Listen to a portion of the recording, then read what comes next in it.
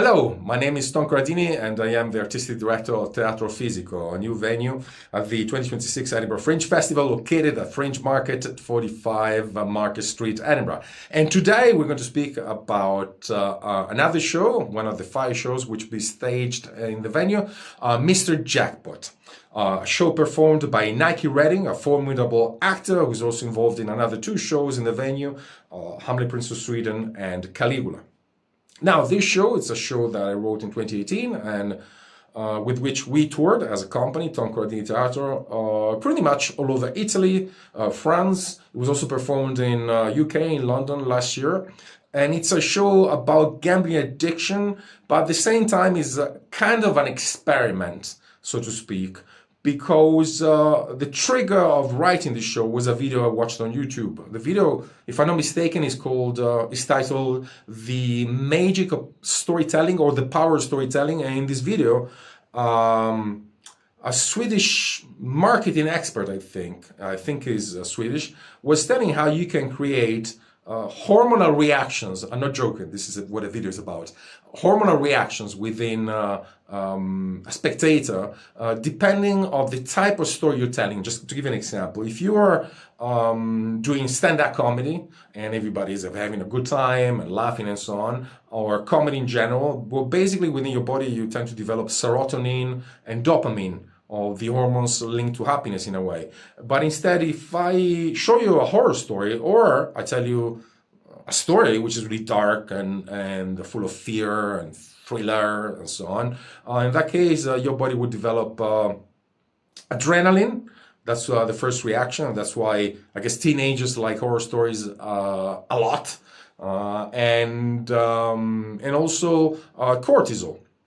So I don't know. I watched this video and I had this flash because I always wanted to write a show about gambling addiction and about slot machines in general. Don't ask me why, but I just find slot machines fascinating. And my first encounter with slot machines was actually in the UK. It may be the color, the lights, the sound, and I speak about the old slot machines, not the ones you have nowadays, which are really computers in a way, but the old ones, like old flippers, so to speak. I just found them fascinating. I wish I had one in my house, to tell you the truth. Why? I don't know. So I thought, well, this is incredible. Let's see if this works. So basically, I kind of followed this rationale. Okay, I'm gonna create maybe some sort of emotional reaction in the audience, but following the arch of a gambling addict. That is to say, gambling, especially at the beginning, is something which is enjoyable. And let me tell you the truth, I gamble sometimes. I've been, not too much, but I think I've been 3 or 4 times in casinos.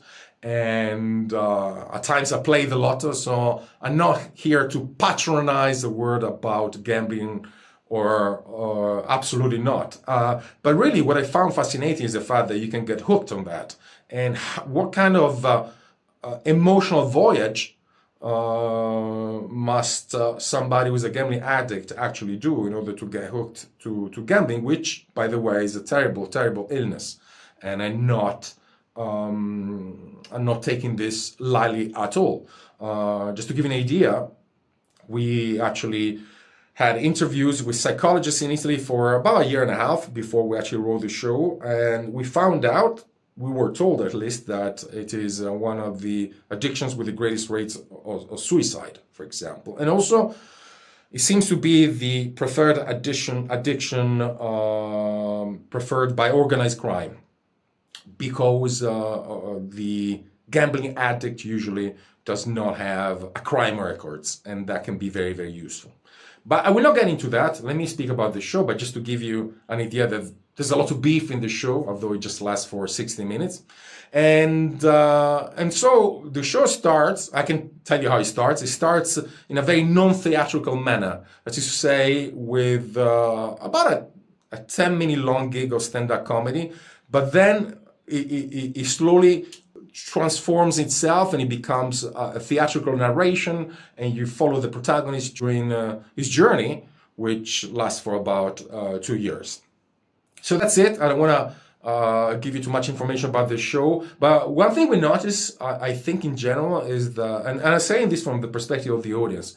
Of course, it seems that the theme of gambling addiction is not something people may be appealed to. But I think the rationale of the story is just to make people understand how it is something, it is a trap, which can be open, in which we can fall, despite of how strong we think we are.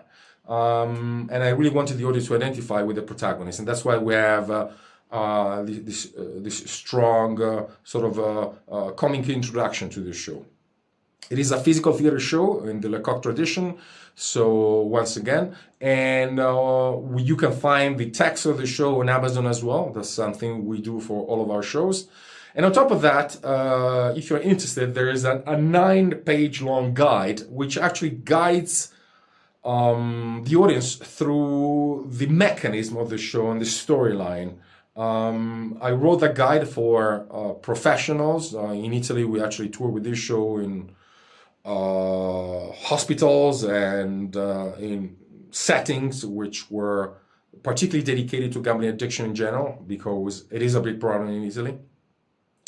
And we're gonna make this guide available from our website, www.teatrofisico.co.uk, and also from my website, www.tomcorradini.it. It is something we have to do before the Fringe starts, and I think it's something which is very useful, just in general, for anyone who'd be interested to know something about the show before they actually go see it, or afterwards. Like I said, it's a show with which we have toured extensively in Italy, I must say, but really, really a lot, from the south to the north and so on, in both Italian and English version.